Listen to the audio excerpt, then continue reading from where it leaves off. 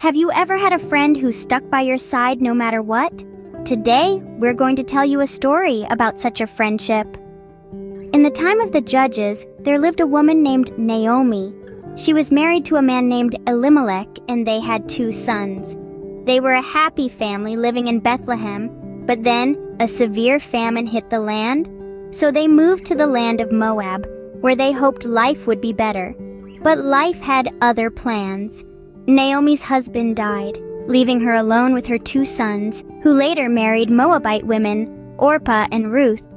Tragically, Naomi's sons also passed away after 10 years, leaving the 3 women alone in a foreign land. Naomi decided to return to Bethlehem, as she heard that the Lord had blessed her homeland with food. She told her daughters-in-law to return to their mothers' homes, to find new husbands and start fresh lives. Orpah, though sad, agreed and kissed her mother-in-law goodbye. But Ruth clung to Naomi.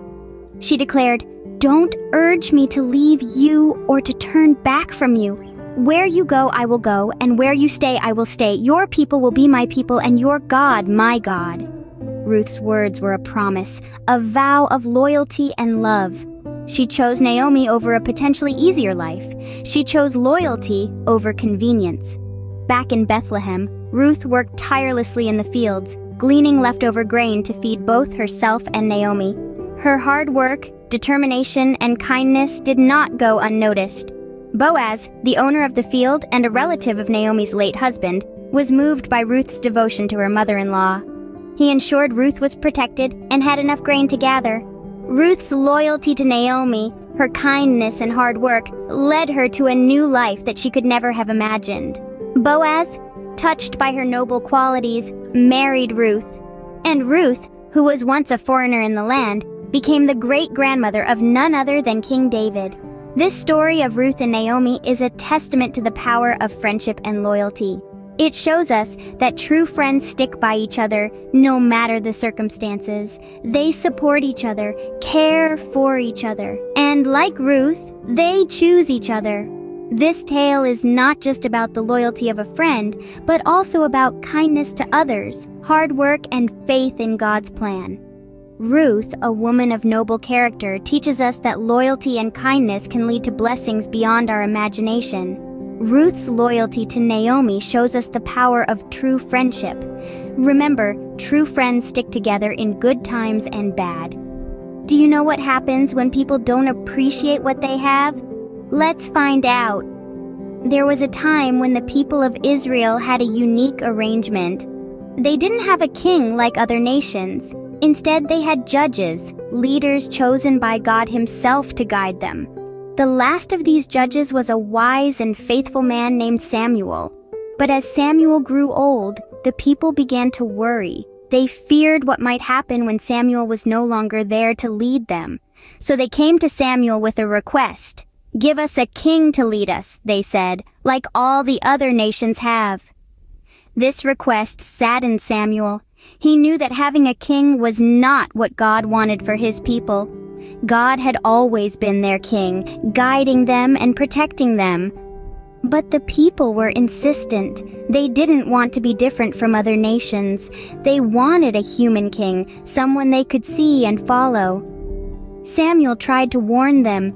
He told them how a king would take their sons and daughters, their fields and vineyards, and their best animals. He warned them that a king would make them his servants. But the people wouldn't listen. "No," they said, "we want a king over us. Then we will be like all the other nations, with a king to lead us and to go out before us and fight our battles." Samuel was heartbroken, but he took their request to God. And God, in His infinite wisdom, responded, "Listen to all that the people are saying to you. It is not you they have rejected, but they have rejected me as their king."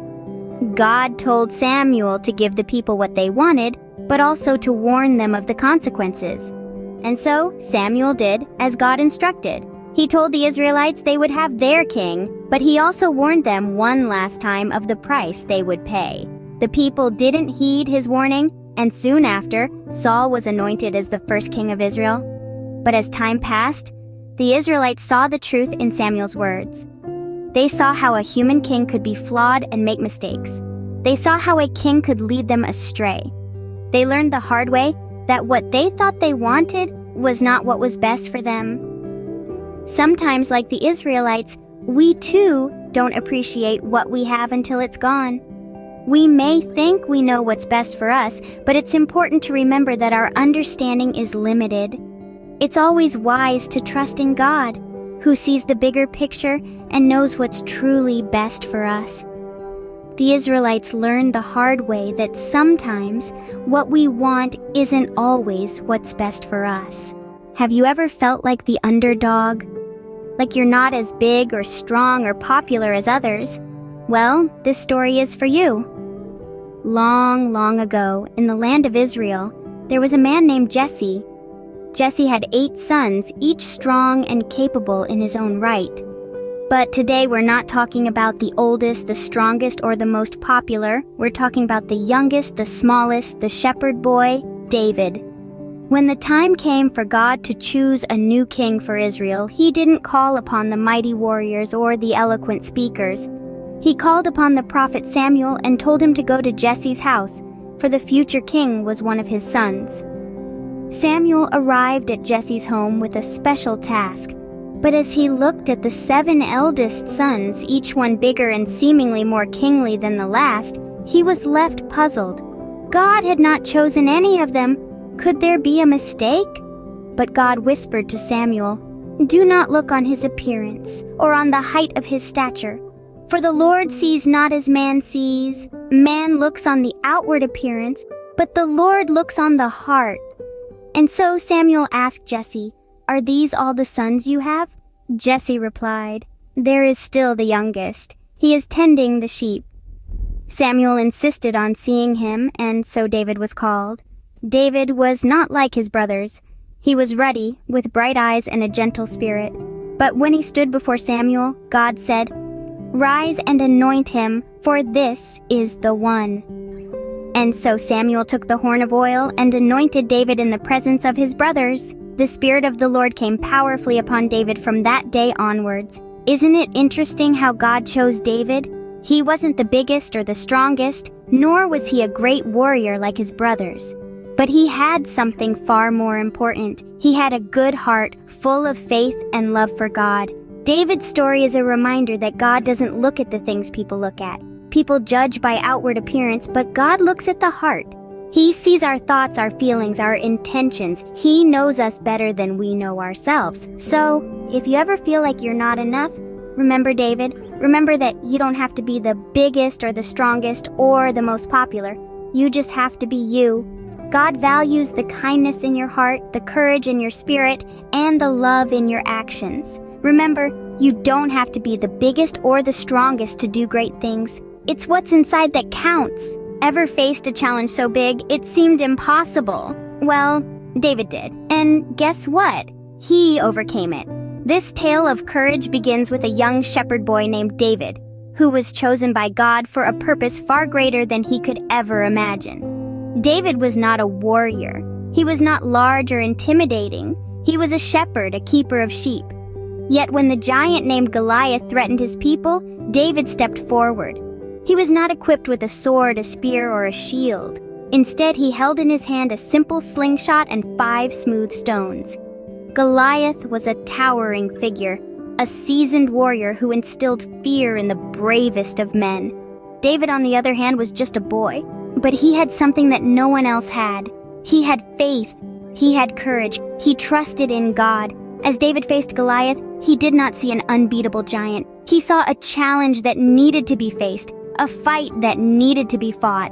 He saw an opportunity to show the power of faith. With unshakable confidence, David said to the towering Goliath, "You come against me with sword and spear and javelin, but I come against you in the name of the Lord Almighty." With those words, David put his trust not in weapons, but in God. As Goliath charged, David took a stone from his pouch and with a swift swing of his slingshot, sent it flying. The stone hit its mark, Goliath's forehead, and the giant fell. The battlefield fell silent. The unbeatable had been beaten. The impossible had been achieved. David, with his slingshot and his faith, had defeated the mighty Goliath.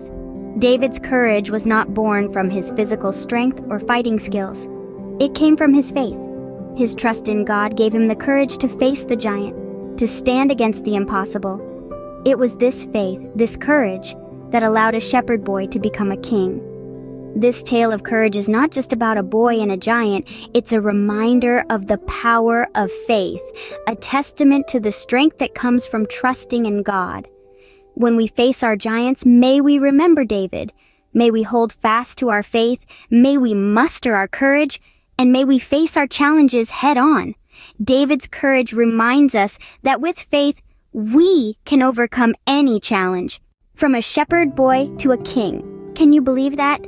Let's find out how it happened. David, the young lad who once tended to his father's sheep, was now anointed as the king of Judah, the southern kingdom of Israel. But that was only the beginning of his journey. It took 7 long years for him to be recognized as the king over all of Israel. David was not just an ordinary king. He was a king chosen by God. He was a man after God's own heart. He didn't become king because he was the strongest or the smartest.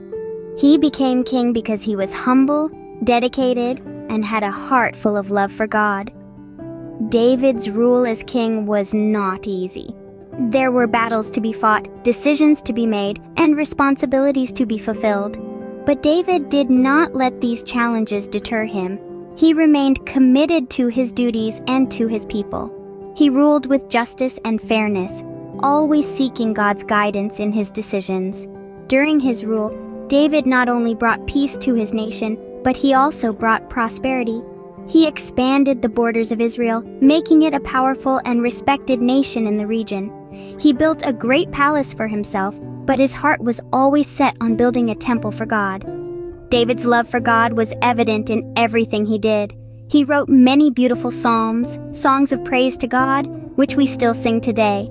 His relationship with God was the cornerstone of his life and his rule as king.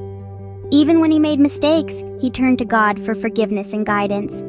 David's life was a testament to his dedication to God.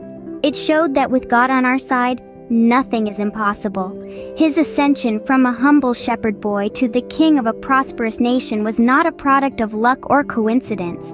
It was a result of his faith in God and his commitment to serving him. David's story is not just a tale of a king, it is a story of faith, perseverance, and dedication. It is a story that shows us that no matter where we come from, no matter what challenges we face, with humility, dedication, and God on our side, we can achieve great things. David's story reminds us that God sees not as man sees. Man looks at the outward appearance, but God looks at the heart. David may have been a shepherd boy in the eyes of men, but in the eyes of God, he was a king. David's story shows us that with humility, dedication, and God on our side, we can achieve great things. Wow, what an adventure we've had today. Let's see what we've learned. We began our journey with the touching tale of Ruth and Naomi.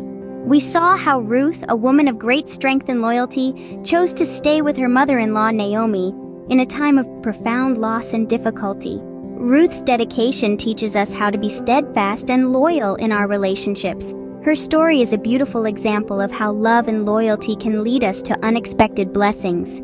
Then we traveled to the time when the Israelites asked for a king. Despite having God as their leader, they insisted on having a king like other nations. This story shows us the folly of comparing ourselves to others and desiring what they have. We must trust that God's plans for us are unique and perfect. From there, we ventured into the story of David, a humble shepherd boy chosen by God to be king. This was an unexpected choice, wasn't it? David was not the strongest or the oldest among his brothers, yet God saw his heart and chose him. This teaches us that God values our hearts more than our outward appearances or abilities. It reminds us that humility and a heart dedicated to God are more precious than any worldly attribute. Next, we relive David's courageous encounter with Goliath. A young boy facing a giant might seem impossible, but David's faith in God gave him the courage to face the giant and win. This story is a powerful reminder that with faith in God, we can overcome even the biggest of challenges. Finally, we celebrated David's ascension to the throne. He went from being a shepherd boy to the king of Israel, fulfilling God's promise. This story shows us that God is faithful to his promises, and he will always guide us to where we're meant to be. Such incredible stories, aren't they? Each one filled with lessons that are as relevant today as they were thousands of years ago. The loyalty of Ruth, the folly of the Israelites' desire for a king, God's unexpected choice of David's courage against Goliath, and his ascension to the throne.